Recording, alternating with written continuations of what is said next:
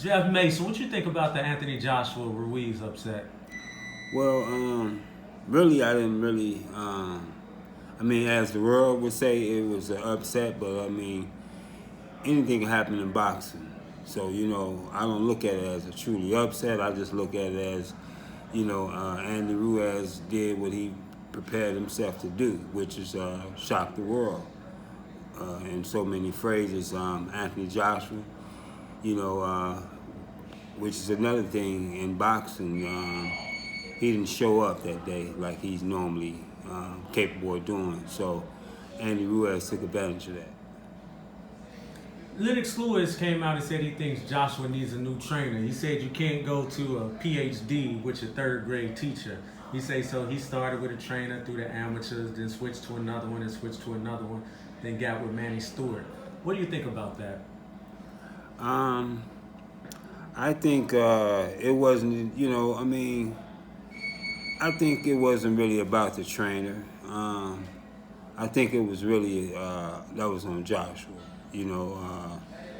Joshua, he, Joshua, he just didn't show up that night, and then, he's never been, to me, he never been hit by a person that was smaller than him, but yet packed a big punch. So like the guy had speed, and really you look at the guy body, it was like I'm gonna walk through this guy. But really Andy Ruiz was a force to be reckoned with. We fought Andy Ruiz with a fighter named Elijah McCall. He stopped us in the third round. And when I looked at his body and I looked at him, I just knew he was gonna, a piece of cake on the stick. But at that time, I think he was like 17 or 18 and 0. So I thought we was gonna go through him, but when I saw that he stopped my fighter, and he was athletic he was more athletic than he looked. I said, well, this could be a task, this could be a fight. It could be a dangerous fight for Joshua, that everybody just thought he was just going to blow through it. And, they was looking at, speeding ahead. Like, even himself, he was saying that he wants to have a meeting with Deontay Wilder. Well, after this fight, like, he had this fight was tailor-made, which, now he got to have a meeting with Andy Ruiz, who defeated him. So, I don't look at, his trainer. I look at Anthony Joshua for really just overlooking this guy, and he should have been more focused, and the guys was in front of him, which is Andy Ruiz. What do you think of Joshua as a fighter overall? He's a good fighter. I think he got a lot of titles. Olympic gold medal. Undisputed heavyweight champion of the world, but at the same time, I don't think he went through the trenches. What I mean by trenches, they put people in front of you who you're supposed to beat or whatever. Well, in this case scenario, it didn't happen that way. But I don't think he was overrated or anything. He worked hard to be in the position that he was in.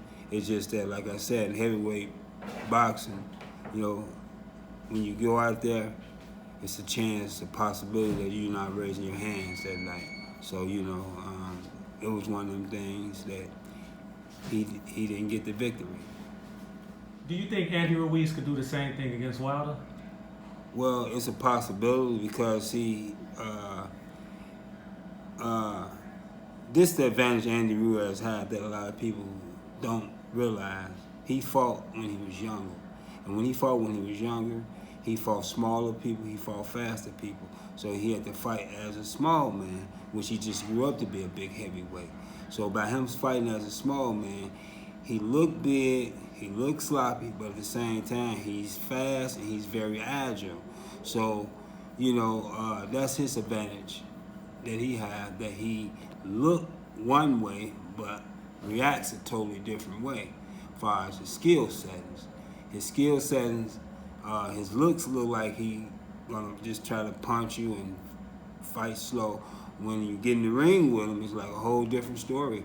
He's fast, he's agile, and he's letting his hands go, and he's punching with combinations. He's not just throwing 1 or 2 punches at a time, which the average heavyweight, he's always throwing 1 or 2 punches at a time. This is a heavyweight that throws a lot of combinations, which is, surprisingly because of his appearance.